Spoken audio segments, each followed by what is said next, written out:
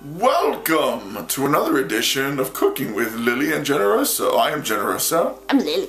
Welcome. So today we're going to do something that I think you're really going to enjoy. As it's still snowing outside, we're going to continue with our tribute to soup by giving you Neapolitan soup, Neapolitan soup. It's something that was very, very big in my house, and I'm going to share it with you. It's a very, very heavy kind of vegetable, a lot of pork. It's very bad for you. Let's start off with where we're going to begin. Ta-da! First, we need some sweet sausage, not hot sausage, unless you're a sadist. About 6 links will do. About 5 strips of bacon. That's going to add significant flavor. Sweet onion. I prefer sweet onions. A leek. 2 big, gigantic potatoes. 4 cloves of garlic. Some chicken cooking stock. As always, our friend olive oil, black pepper, salt, and some really beautiful kale. And we're going to put all these things together to make something that's not only going to warm you up, but it's going to take about 2 or 3 years off your life, which is really the goal for any good soup. So we'll be back in a little bit as we prep all these wonderful ingredients. So what we have done is we've taken our sausage and we've taken it out of its wonderful casing and made these little tiny sausage balls. We have chopped up our bacon into little tiny pieces about 1 inch wide. We have diced our wonderful sweet onion. We have minced our garlic. We have chopped up, vigorously chopped up, I should say, by Lily, our leeks. We've cut our potatoes into chips about yay size. They'll break down in the soup, of course.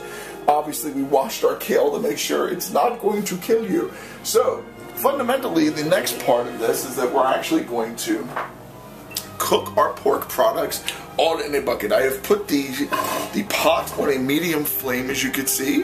Take a look at this wonderful medium flame. And now I'm going to add not a huge amount of olive oil, because obviously all that pork fat is going to go a long way in making this a very intense pot. So I'm going to warm this up for just a second. And again, this is a wonderful soup. I would only recommend eating like in the dead of winter for all that bonus fat that it's going to give you.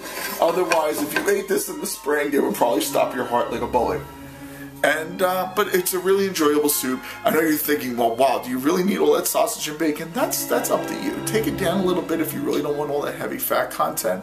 But it does make the soup extra special, wonderful. And then some of you folks may actually have had something referred to as Tuscan soup. This is close to Tuscan soup in some ways, except I don't put all the cream in. I think pork fat and cream is like asking for it, just for the record. So we're gonna go over here now and we're gonna drop all of our wonderful, sausage, and we're going to drop it into the pot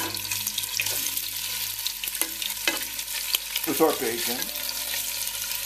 Yum! And we're going to let this brown, and we'll be back in just a little bit with the next step. Look at all that bacon. Look at all that sausage, Lily. Delicious. Beautiful. It is beautiful. And it's nice and brown. It's been about 10 minutes. And as you can see, it is an amalgam of wonderful smells inside of this cramming, and the bacon and the sausage is all mixed together. And it's really nice and brown. So we're going to add the predominance of our ingredients right now. And what I mean by that is we're going to throw in the wonderful leeks. Leeks. I do too. They have like a subtle kind of taste to them. They're dirty. They are dirty. They're dirty, filthy vegetables. They don't know their mothers. They're just wandering the streets. Put that in our garlic. Put that in an ungodly amount of sweet onions. Oh my god, that's a lot of sweet onions. But it's what we like. And the last ingredient for now, Potatoes.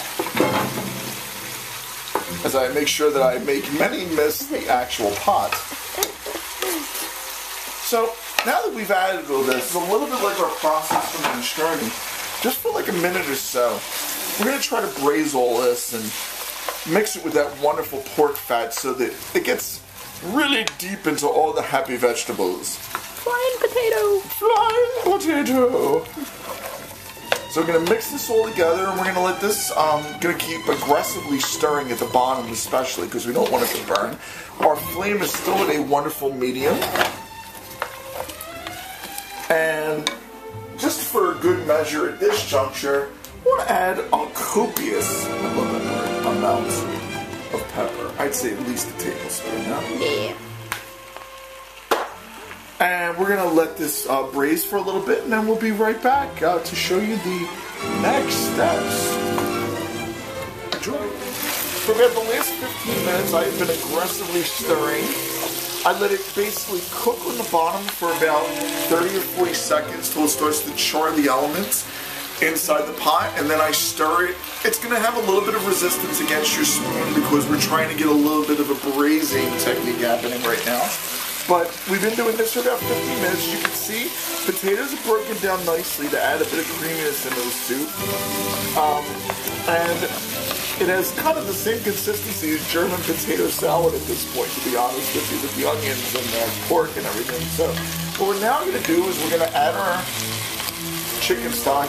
I figured one of these chicken stock containers is probably about 4 cups or so, but just put the whole thing in.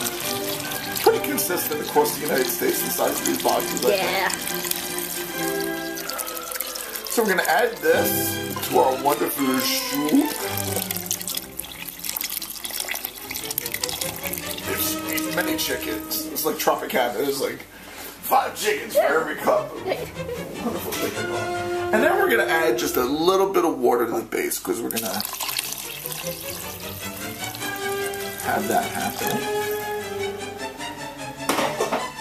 And give it a nice stir just to make sure everything is happening at the bottom. And the heat is still on a medium? And we're going to take it down to just about here. Bene. It's a medium-low. Medium-low. It's 12:30 now, 12:29-ish. We're going to cover it slightly, leaving it a little bit off dry, and we'll be back in an hour to give you some of this Neapolitan sausage soup. And welcome back. It's been about 50 minutes. And we occasionally have been stirring this soup about every 10 minutes. As you can see, the potatoes are broken down nicely. Nice big slabs of sausage and bacon. And the smell, how would you describe the smell? Delicious. Delicious. So, it has a nice base to it. It's not like Vichy Soif thick, but it definitely has like a potato thickness to it.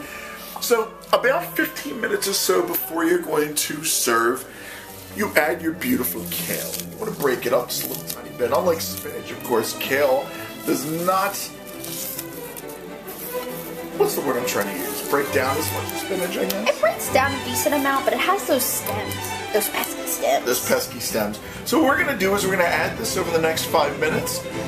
And we're going to cook it for about another 20. And then we'll be right back with Neapolitan sausage soup. It's been about 15 minutes since we put in the kale. As you can tell, it's broken down really nicely, and we actually de-stemmed it by hand because it takes a little while. Because the stems sometimes, even if they cook down nicely, are going to be a little too firm for a nice, comfortable bite of soup. So, as you can see, the consistency is, without adding any cream, is fairly creamy because of the breakdown of the potatoes. So, let's go right ahead, scoop a little bit.